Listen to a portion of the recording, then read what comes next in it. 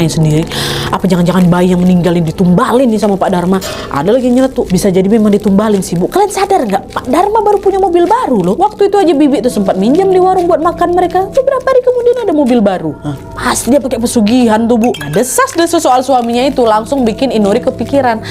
Apa mungkin betulan ini Mas Dharma tega numbalin anak kita sendiri? Inuri coba lagi ingat nih Wak, semua peristiwa-peristiwa yang terjadi di sepanjang kehamilannya tuh kan. Ini. Dan setelah dipikir-pikir ternyata sinkron juga Wak. Kalau kalian ingat, Dharma ini kan mulai sering pergi dari rumah waktu kandungan Inuri umur 4 bulan. 4 bulan Wak. Itu berarti kemungkinan Dharma ini mulai mempelajari ilmu hitam pas kandungannya Inuri usia 4 bulan, ya kan? Lalu pas bayinya lahir ternyata kondisi bayinya nggak tumbuh sempurna layaknya janin usia 7 bulan. Yang ada malah pertumbuhannya seolah berhenti di usia 4 bulan. Apa jangan-jangan ini semua terjadi karena Dharma sudah menumbalkan bayi mereka pas Inuri hamil 4 bulan? Semua dugaannya si Inuri itu langsung bikin perasaan Inuri makin hancur Wak. Dia pengen denger langsung nih penjelasan dari Dharma. Tapi entah kenapa Wak ya, kali ini nih setelah anaknya meninggal, sampai berhari-hari kemudian Dharma nggak pulang-pulang. Biasanya kan dia tetap pulang walaupun subuh atau pagi dia balik, kan ini nggak pulang. Inuri sampai nanya Wak ke Pak Aji, tanya ke kawan-kawan, nggak ada. Kemana Dharma nih, nggak ada. Ada yang tahu? Pak Aji aja nggak tahu. Betul nggak balik-balik, macam ditinggalin gitu aja tuh loh Inuri.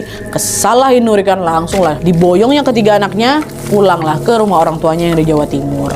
Dan sebelum berangkat waktu itu Inuri sempat macam nulis surat gitu loh. Aku udah tahu apa yang kamu lakukan setiap malam Mas. Kalau kamu masih punya hati mau menjelaskan semuanya padaku dan ingin memperbaiki rumah tangga kita, bertaubatlah Mas Dharma dan temui aku di rumah orang tuaku.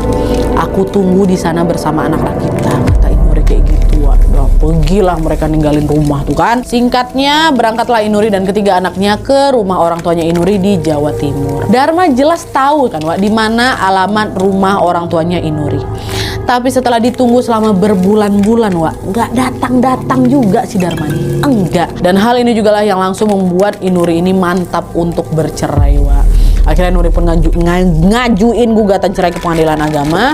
Dan selama proses perceraian berlangsung Wak, Dharma juga nggak pernah datang nih ke sidang. Sidang putusan cerai itu cuma dihadiri sama Inuri dan keluarganya aja, resmi bercerai. Setelah bercerai, Inuri memutuskan untuk memulai hidup baru dengan membawa anak-anak mereka pindah ke luar Pulau Jawa. Selama bertahun-tahun tinggal di sana, Inuri udah nggak pernah lagi sekalipun ketemu sama si Dharma, udah nggak pernah. Tapi selang 15 tahun kemudian, Inuri dapat kabar kalau Dharma itu ternyata